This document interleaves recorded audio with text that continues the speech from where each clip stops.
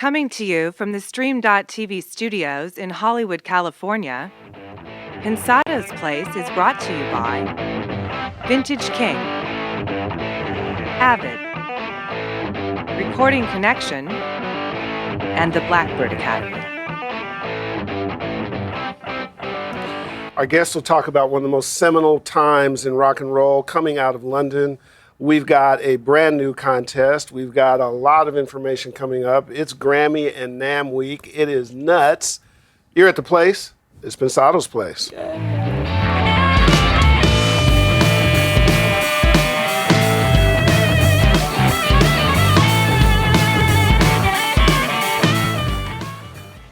Man, you're at the place. Ooh. And what a place it is. We got a really great guest for you today. I'm still kind of excited, not still, but I'm getting more and more excited about NAMM. You know her gear, engineers, and NAMM. Ooh, that equals a Woody, pretty much. A Louisville Slugger. Oh, for some, for the black ones. No. Oh, others Hispanics as well. too. Okay, cool. Just checking. How are you? I mean, I wear a 13 shoe. You know what they say. I know what they say. I'll leave that alone. Big shoes, big gloves. That's right. Exactly. We're busy this week, aren't we? But good busy. Yeah.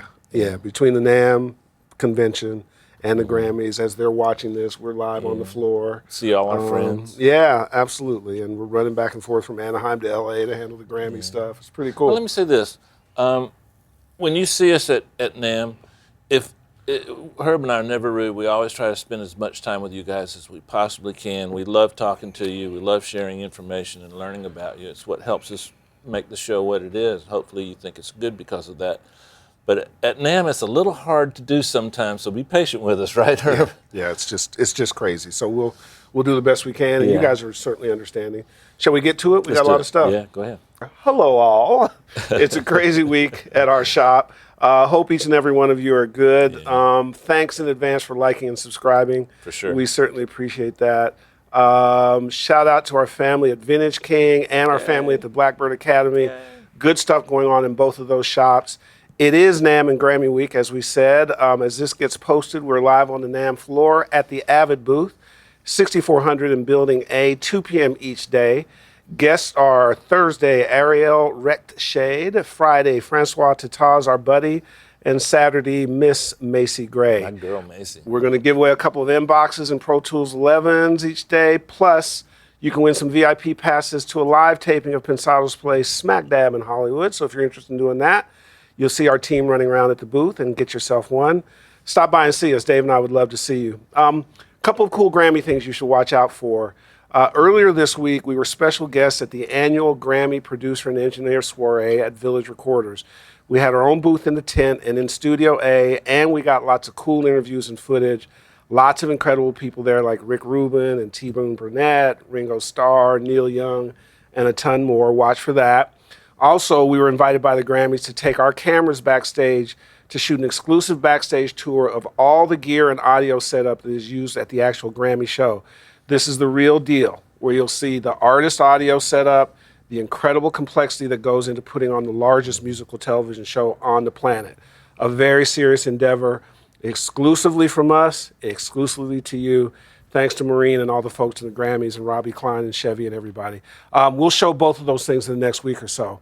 One of the things we've been talking about, we teased last week, is we are very, very excited to announce the Pensado Recording Connection Apprentice Sweepstakes. Here's how it works. For the next 4 weeks, we will give 3 6-month apprenticeships away each week to some fortunate entrants. 3 a week for 4 straight weeks. You'll get to stay in your hometown or very near it. You'll work one-on-one with a veteran engineer or producer and better your craft starting day one. You are learning hands-on from the moment you walk in for free. If you looked at the Joe Barresi episode last week, you'll notice he talked about how that kind of learning is invaluable. Dave talked about it as well as I do. Cannot beat it. So here's what you do. Go to pensadosplace.tv/recording connection. Just enter your email to qualify, and that's it. The team will select 3 winners each week. We'll announce each week for a month. Once you're picked, there's a short vetting process to make sure you're serious. This is not for people who are screwing around. These are for people who want to go to the top. Once they get through that vetting process, they'll match you with a mentor close to where you live, and you get started. Once you're done with the program, they have a placement service to help you find work at the end of the course. You kind of can't beat that, correct, Dave? Absolutely not. I mean, it's by definition mentoring. Yeah. And that's how we all really got to where we wanted to be. When you go to the page, you'll see information from the brass. We recorded them talking about the school. It's on the landing page. It will help you answer any additional questions that you may have. This is a major, major growth opportunity for you.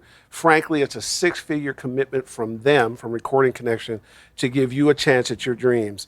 Don't stifle it. We always tell you, when the window of opportunity opens, step through it, right? If you don't do that, it's not going to happen. Major, major stuff here. Jimmy and Brian, thank you so much on behalf of our audience. Jimmy. You guys are tremendous partners. We're really excited for you. And lastly, one more week to roll out major details on the mission known as the Pensado Awards. The community continues to coalesce around it. Our producer and engineer friends have been talking to us about it at NAMM all week and at the Grammy stuff all week. Our event team is killing the details. So we're going to roll all that pertinent information very soon, and we'll get you going. Are we going to invite anybody to go backstage at our event? At our event? Sure. If you want to, we'll do that. Support continues to come in each week. We thank you so much for that. Yeah. This is a mission and it's a cause. The thing that everybody loves is we get to bring our audio community together. We get to celebrate those who might not have gotten attention. We've been able to pull together a great team. Karen Dunn is the best in the business. Because of your support, we were able to get her involved. That's where we're spending that dough, and we are very excited. Fundanything.com/Pensado is the place to support and get info. Of course, we'll lay it out on the show as well. It's going to be fabulous.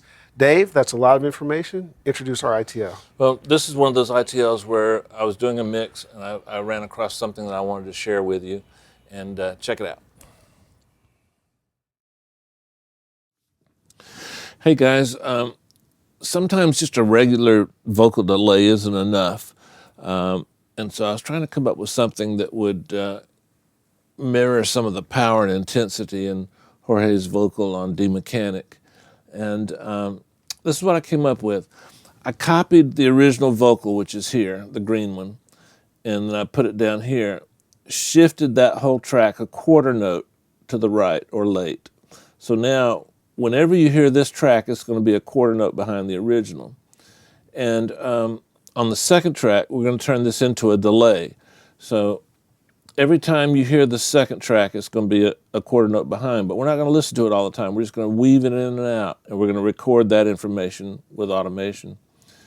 Now, this stuff is kind of inconsequential, but the important part about this track that we're using is we're using trash. Now, you can use any bit crusher you've got, lo-fi, whatever you've got.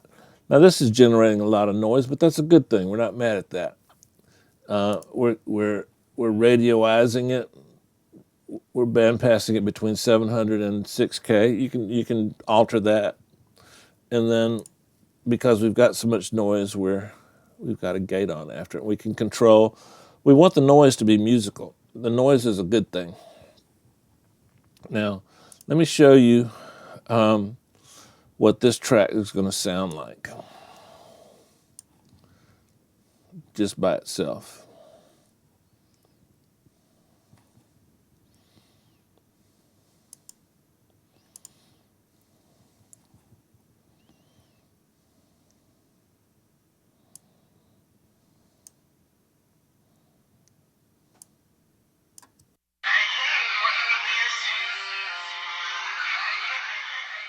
Okay, now you notice the output of this track is going to what I call phasey verb. Now, phasey verb is just an effect, another effect, a delay, some EQ, a little bit of deverb, and the phase that makes it phasey verb. Now, without the reverb, without the phasey verb,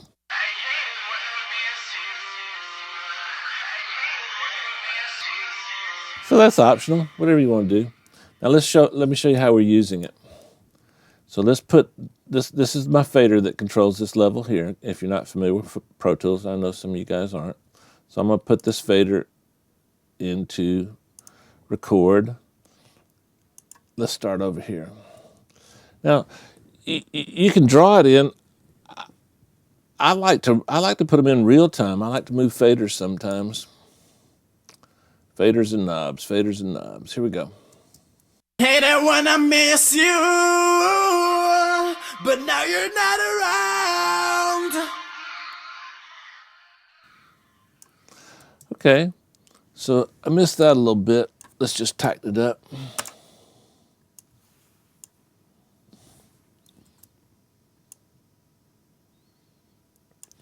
So let's check and see what we got. Oops. Let's see what we got. I hate it when I miss you,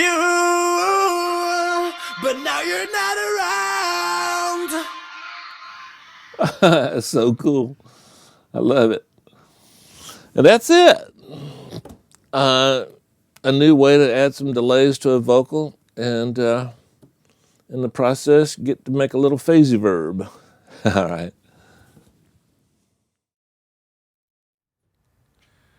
Hey guys, when Dave and I talked about our current guest, whose name is Adam Moseley, one of the things that we loved about him is there's just such a rich history that you should know about. Sometimes you predict your future by knowing your past, and this guy has had an incredible history. Adam, welcome to our desk, bud. Thanks. Thank you for coming. Thanks for dropping by, Adam. Yeah. Start right away with the phase in London, the Trident phase, the stuff around, and how mentorship was important back there. It was essential. I grew up in Brighton, had a band at school, we were crap. So I thought, okay, I have to get to London. I went to university in London, studied law for a year, and tried to get into studios because I had a band at university and we were crap. So then it was like, okay, I have to get into a studio. My dad was a jazz musician, was always bringing vinyl home. Always on the back of the vinyl, the producer was the big name. Yes, indeed. And I thought, he must be the guy that knows how to do it. I want to be that guy. So I've become one of them. Yeah. So I wrote to about 100 studios. I was 20 years old, and already I was too old. Wow. Because especially then, they wanted you, without finishing your education, without finishing the equivalent of high school at like 15, 16, to join the studio so that they could mold you in their likeness. Abbey Road had that requirement also? I think it was just a general kind of thing that they wanted you fresh so that they, without preconceptions, and I studied and traveled a bit. It's like the labels with pop artists, huh? Yeah. Right. So yeah. Give some history of some of the artists that you've worked with, just so our audience. Okay. Really I mean, over the years, I've worked with a variety of artists from, let's go back to Roxette, The Cure, Kiss, Rush, so many people, just a little bit with doing soundtrack for Spike Jones with one of the AES with Nick Zinner, Nika Costa with Lenny Kravitz, which was an amazing experience. Yeah. We're tracking everything live. Wow. I love your John Cale records too. Yeah, Yeah. I've just finished another album with John Cale. I've done 5 projects with him over the last 9 years. I remember the Nikki Costa and Lenny record, Lots of stuff. I've done record with Baba Mal, who became more known through Peter Gabriel, Tarvin Singh, Richard Marx, Maxi Priest. So it's a real wide, Really diverse. diverse. Is that Yeah. because of your taste? Is that just because it interests you and stimulates you? What? Yeah, it interests me and stimulates me. I've never wanted to make similar records. And whatever I've done on one record, when I get the next project, I have to start over. I have to rethink it. I have to, from the first time I listened to the demos, which if I'm in a project already and I get sent something, I may not listen to the next project for 2 or 3 weeks. And I'll let people know I'm not being rude, but my head is completely immersed in the project I'm doing. And when I'm free and can come to something fresh, then I'll listen to the next project, because that first listen is where you get all your ideas. Right. It's like you listen to the song and it's a complete open book. You never know where it's going to go. And the verse may be happening and you think it's going to go to the chorus, but it doesn't. It teases you and it pulls back. Yeah. Or the verse goes on too long and you think something should be happening by now and it's not happening. So were those disciplines learned back during the Trident time and learned from the mentors that you were around? Interesting. Absolutely. back to the Trident thing. So I got in to Trident as a chef and a builder. That's how I got hired. Of many talents. Yeah, and working at McDonald's was the beginning of my. It's a great place to learn chefing. Yeah, there should be a book on people that started at McDonald's. Absolutely. I worked at the first McDonald's in Stockholm. Wow. And then got into a restaurant and learned to cook. And it so happened Trident were enlarging the control room, and they needed someone to help with the construction workers and cook for everyone at night. And that's why I got hired. Wow. Really? Yeah. As a chef? As a chef and a construction more worker. like a T-boy type chef. Oh, no, I had to work up to T-boy. Wow. At that time, T-boy was the lowest form of life.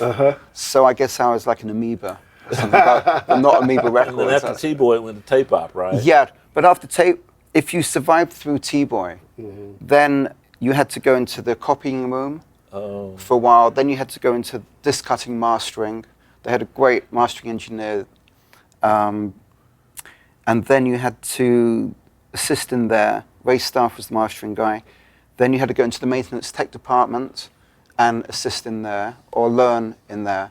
And what was happening was every department were vetting you to see if you were the caliber or the kind of person that could handle the pressure of being on the session. What was the attrition rate of the say if 20 people started on average, how many people made it to? At every level, generally there was one extra person, and every month someone would get fired.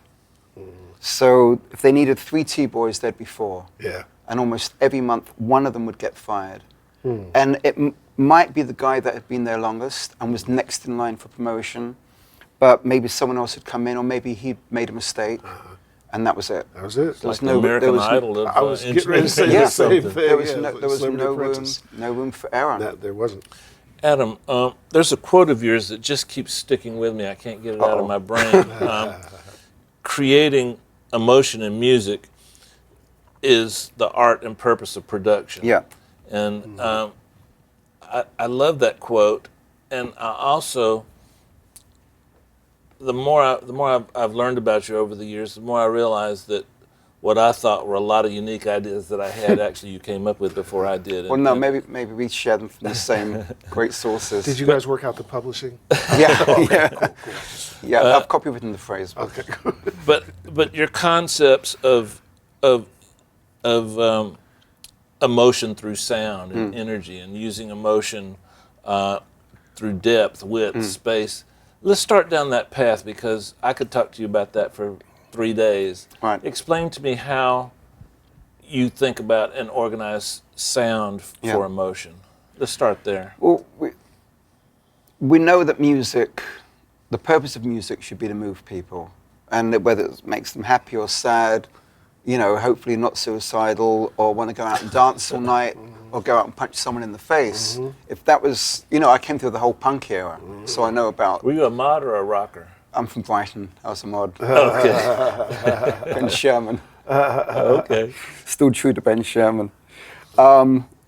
Yeah, Kinks, Yeah, Small Faces, absolutely.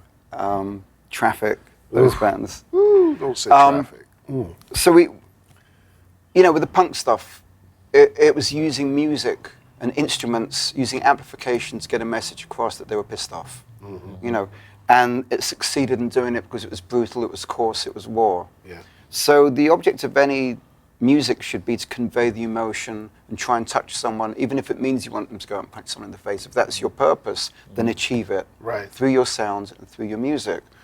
That comes down to crafting the musical parts for a start, and the sound of the musical parts. How do you create emotion in music? What is this? When you hear a song, apart from obviously the vocal and the lyric, sometimes it's the sound of an instrument. It's the bass, the tone of the bass, or the melody of the bass that creates the emotion. Sometimes it's the reverb on the drum snare that creates the emotion, or an impact of a guitar on Radiohead Creep. When that guitar cracks in, if they hadn't kept the whole thing so subdued, it wouldn't have had the impact for its first entry. Yeah. And so it's understanding arrangement of musical parts. And then By arrangement, are you talking about classic arrangement, like Beethoven type arrangement? Yeah, absolutely. I think, as you guys know, I teach at UCLA. I also teach at the Garnish Music School on Melrose. And the first two pieces of music I play, the course is about production. What is the process of production? I play Beethoven's Seventh, Opus 92, Allegretto, and then, which is a beautifully arranged piece of music. And when you listen to the orchestra, the arrangement is moving. It starts with the cellos on one side, the celli, then it repeats the same melody but quieter, so that when it comes back in and the image shifts over to the violins and violas, it's louder because the dynamic dropped. Yep. But the melody is always the same. It's just a revolving melody. But through the arrangement, even then he was using his sonic field. Now it's the space between our speakers, above them, below them, behind them, and in front of them in 3D sound with two speakers. But that's our sonic field. Composers back then, they knew the auditorium that they were going to be performing in. They knew how many trombones they would need in their section for a certain piece to project the sound, or how many oboes, or maybe if it was a flute part, double it with piccolo so it will cut and balance. They were, to me, they were the first music producers, working within the sonic field for the listener with two ears, working in stereo and arranging the orchestra, which hasn't changed its setup in hundreds of years. Right. You know, because it works. Yep. So the essence of production to me is, first of all, working on your musical parts and getting every note to have a reason and to be there for a purpose and not to clutter, not to consume space, which it doesn't need to, and leave it for someone else. And then by creating the sound of those musical parts, it's, you know, you create musical notes and make parts out of them. Then when you've got the parts, you determine the sound of that part. And I visualize from the get-go. I imagine my picture, where I'm going to place my instruments. You're visualizing a mix down. Absolutely. From pre-production, I'm visualizing the mix. Which is not dissimilar to you. That's what I'm saying. We have so many things. Yeah. And I can draw the shape of the drums. I can draw the perspective of the space that the drums will take in my mix. Stupid question. Do you put your hi-hat on the left or the right? I had this discussion. I had this discussion yesterday. Because I'm a hi-hat on the left guy. Audience perspective. I'm not a drummer. Oh, okay. So you like audience perspective? Yeah. Well, I was on stage all my life. So Right. I like. Yeah, I tried being on stage, and that's why I decided to be behind the glass. I didn't mean to cut you off. I'm sorry. Right, no, it's fine. No, but I understand for a drummer, if I'm mixing a record, it's going to completely mess with the drummer to hear his kit back to front. So I'll ask the drummer, you know, is this going to mess with you? Yeah.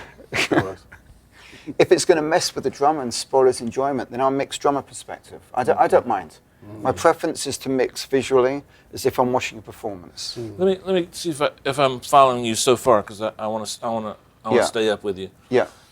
I tend to think of like 1 to 2K, 3K is the energy, the excitement. Yeah. I tend to think of like the bass is conveying power, and the drums conveying credibility, and the top end is defining genre. If it's too bright, it's pop. If it's too dark, it can be another genre.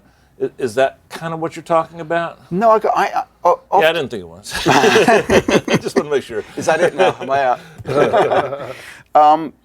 Often I'll take the bass, unless it's a driving bass part, you know, in a rock track where it needs to be pumping down the middle with the drums. Often I'll take the bass and stereo it and widen it. I used to do that in the old days with an SPX 90 with the symphony setting, just talked about that, which was fantastic. Yeah. If I've got a crunching sound that I want, if I've got a driving drum kit, I'll use the Dynamite, which I love, which I know you guys spoke about as well. On a mono mic, compress it, distort it, get my beautiful drum sound, get my beautiful stereo image, and then feed the mono mic distorted, compressed to hell, feed it back in to bring the point forward, the attack. But sometimes the emotional point for me of a song will be the warmth of it. And you need to have this surrounding warmth come out of the speakers. When the first bass note happens, I want it to sound like it's just come out and put its arms around you. Like it's warm water or your parent with a warm towel. And I want that bass to come out and come around you. So, even if it was a mono bass, I'll take it out of the middle, I'll put it into some kind of stereo thing. It used to be symphonic, it used to be a Dimension D with a similar chorus All thing. 4 buttons. Yeah, now there's various plugins you can use. I love Nectar to do that, you know, and sometimes give it a little bit of sizzle as well, but widen it and take the middle In out. American, that's nectar, but yeah, go Right. for isotope. Go ahead. It's translating for you. Yeah, I've been here a while, but I still hang on to. Stay true. That's Yeah. right. It sounds more expensive when you say Yeah, it. I know. So the focus of the track and the emotional point of the track can come from anything. What I'll do, going back to the arrangement of the musical notes into parts, and then how you arrange those parts in your sonic field. Sometimes I'll mix a verse very mono, just to keep it intimate and keep it small, so that if in the second part of the verse, in the B part or the pre-chorus, if I'm going to introduce something, I can introduce something slightly to the side to start to widen it, which also gives the listener a clue that maybe something's coming, you know. And then if it's a song, for instance, with acoustic guitars that are going to come in on the chorus, which is your bright end, which is your sizzle, which is your excitement, when it hits the chorus, I'll punch wide on the acoustic guitars, and suddenly you've got a double dynamic of your stereo image has gone wow like that, your high frequencies have flown in, and the whole track has just leapt without volume. It's because you kept the space available at the sides, and you didn't necessarily put high frequency things at the sides. So when they come in, even at a normal level, they have such an impact because you're introducing the high frequencies. So I have a question. Our show has become, it really started out as, sort of a magnet for learning, which we're really proud of. For me, mostly learning. And me too. And I learn every day. Every time I sit down, I learn. And that's a characteristic, I think, of our generation. What I'm curious about, as you're teaching students now, are they curious about the learning? Do they understand that concept? Are they interested in that? What do you see? Yeah. I know you guys talk a lot about mentoring, and that was something that at Trident I was lucky to have been mentored by some of the greats. I'll pull me back on track in a minute. But, Sure, no. But what we touched on earlier, I studied at Trident in '78, January 12, '78. The guys I learnt from were the guys who had worked for Ken Scott, Tony Visconti, Roy Thomas Baker. Wow. I worked Calm with... down. Yeah. Mutt Lang. Yeah, Mutt Lang was the first producer Phil I ever Ramone. saw. Yeah, I worked with Phil Ramone. Yeah. Mutt Lang was the first studio I ever saw in the control room. The first time I was allowed in as a T-boy at 3 in the morning to stand in the corner as long as I didn't breathe. because the air was to be for more important people. Yeah. I like that. Yeah, I I wasn't worthy yet of the air that they might require. That's lovely. So, you know, I could stand in the corner and try not to pass out. But Mutt Lang was the first producer I ever saw. Amazing. In a room. The first record I ever saw being made more closely at Trident was Peter Gabriel's third album. Wow. Which was just Incredible. sensational. Yeah. But within that era, one of my greatest mentors was Mike Stone, who had done the Queen albums. Mike had started at Abbey Road, switched to Trident, as did Ken Scott. Mike engineered the Queen albums for Roy Thomas Baker. And during a period of 3 years, I worked on 4 Kiss albums with Mike. When they all did the solo albums, I worked on Paul's solo album and Gene's. And then lots of records with Mike. He is absolute lovely guy. Was there like I can't think of a European analogy, maybe Manchester United and something Real. Was there a competition between Abbey Road and Trident, like Lakers Celtics? Yeah, there kind of was. Abbey Road was very different, but Abbey Road was very institutionalized. It was very corporate. It was like the BBC. It was owned by EMI. So the engineers had to wear jackets and ties and stuff. Oh, I really? like that. And Trident was known, let's say, as being a little more rock and roll. Gotcha. Which is why the Beatles moved there to do the White Album. And then Bowie did his first 3 albums. So Ziggy Stardust, Life on Mars. Elton John did his first 3, Your Song. The Trident piano was legendary. Carly Yeah. Simon flew over with Richard Perry to do You're So Vain. Oh, really? Nilsson did Without You. Wow. Queen did Bohemian Rhapsody. Lou Reed did Transformer. I didn't know Lou Reed did that there. Yeah. Wow. The Trident piano was kind of legendary, and Trident encouraged you to be a little bit of a personality, a little bit more. Just don't breathe when you're doing it. Yeah, and don't breathe without permission. Absolutely don't talk without permission. That's Oh, part of yeah. your You know. learning curve, sure.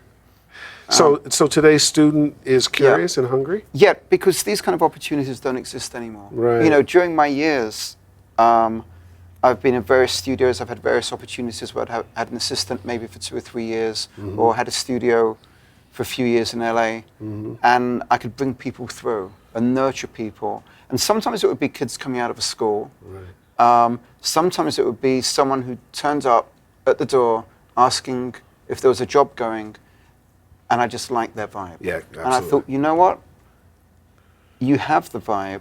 I can teach you the rest. Right. You know, but you've got the vibe, and I can see you working on a record with me 18 hours a day, 6 days a week.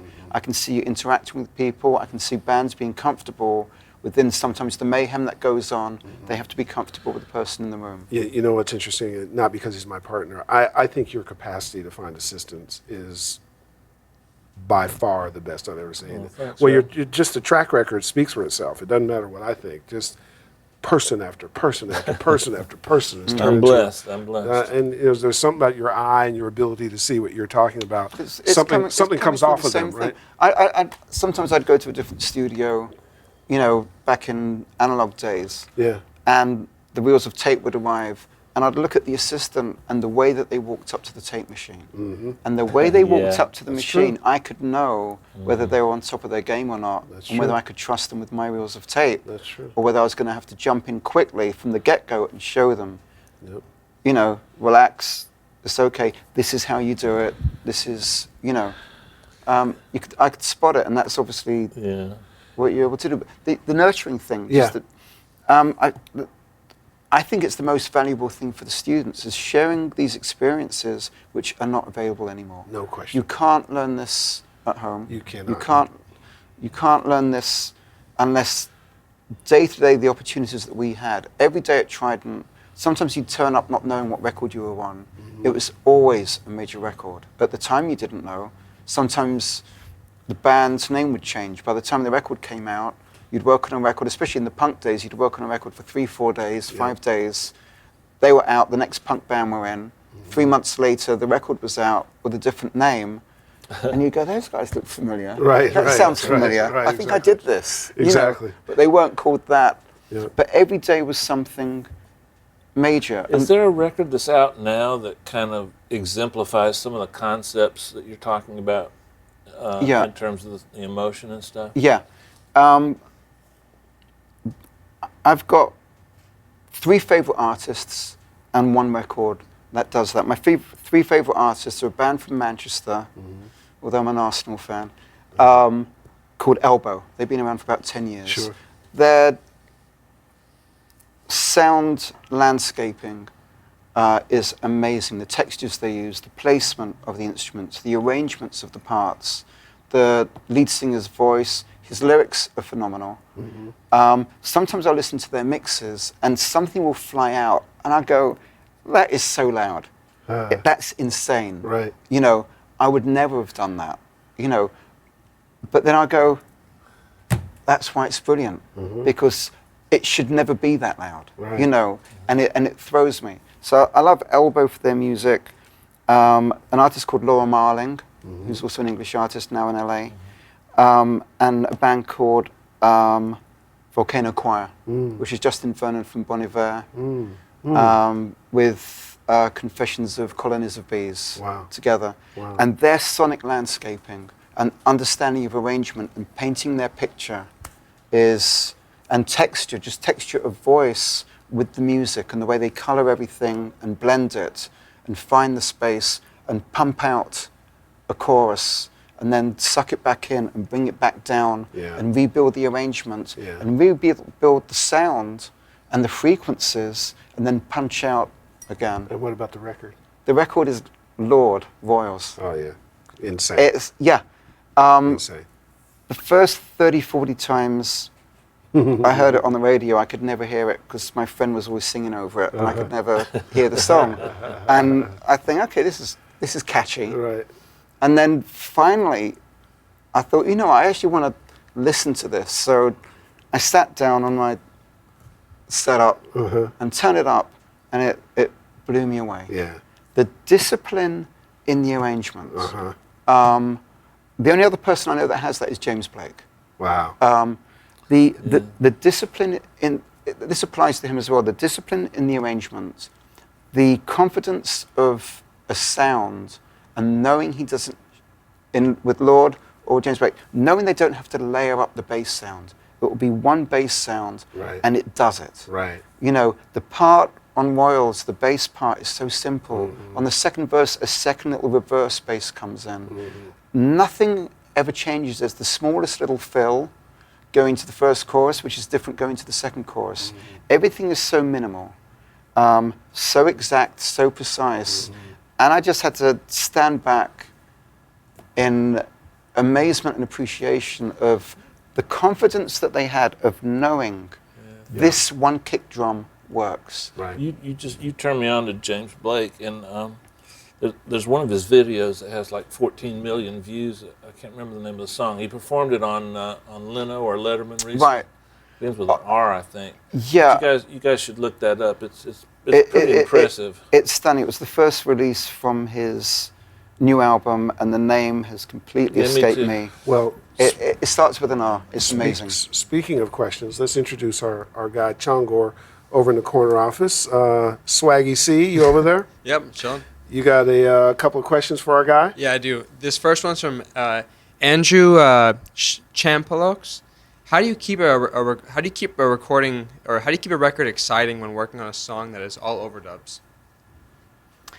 By having a plan. I'm assuming he means from a mix perspective, I guess. All right, is that mix or from the get-go of I don't know. Can you do both? Yeah. Okay. I mean, the thing is, the first listen of a song, I get a demo and I listen, and the chorus arrives, and you go, wow, or you go, oh, it didn't drop, it didn't deliver. So the first listen, you have those impressions. The second listen, you already know that the chorus is going to disappoint you a little bit. It doesn't have the same impression on you. Yeah. So that first listen is why I take time to listen, make notes furiously as the song goes through, love the build of the verse. Second verse needs something. Second verse is too long, should cut it short. Extend an extra bar before the chorus, build the suspense, do a dropout. So those ideas come. And then in pre-production, you work on the parts. If it's for the band and there's going to be a lot of fills, we'll try every fill the drummer wants to throw in every part of the song until we identify the fills that work and then where they work best in the song. Not to kill the song, but to rule out 95% of stuff that doesn't work and be left with the absolute cream. So that when you get to the studio, all the energy is concentrating on everything that you've agreed works, and you've already sorted out the best and eliminated the things that don't work. So you're not wasting time faffing around working out which drum fill. You already know. It's about performance and focus. Absolutely. Chongor, give us another one. From Oyvind Larsen. Oyvind. What is your preference on drum triggering, and how often do you use it in your mixes and productions? I think that's What is your preference on drum He wants to know triggering? if you use samples with your drums, trigger samples. Generally live, I don't use triggers unless the drummer comes with that, unless it's part of the band. I'm always about capturing the band's sound. So again, through pre-production, I'll discover what the band's sound is. We'll talk about drums, we'll talk about guitars. If the drummer's going to use triggers, and that's an integral part of their sound, then that's what I'll go with. Sometimes if I have to do sound replacement, I like, I'll often use Ableton or Battery 3, I like. Just as tools within Pro Tools to replace or add sounds. Now, I have two questions. One is, will you come back?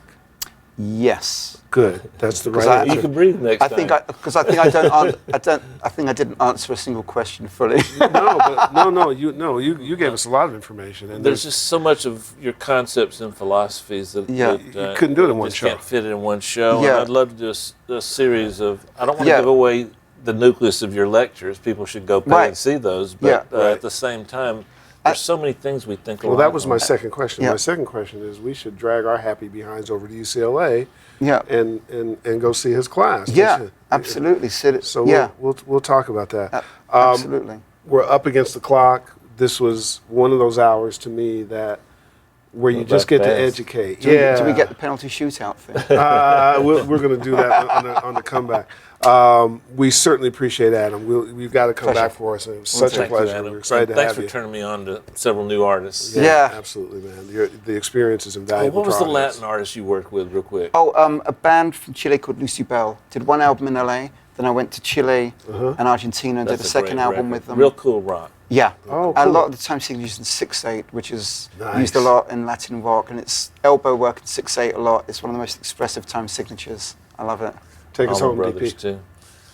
Whew, guys, when you find someone in this world of audio that has parallel concepts to your own, albeit they're much more advanced and deeper and better than mine, it's just comforting because sometimes you just never know if what you're doing is right. So I'm glad that you guys got to spend some time with my friend Adam, and check out some of the examples he gave, and check out some of the concepts.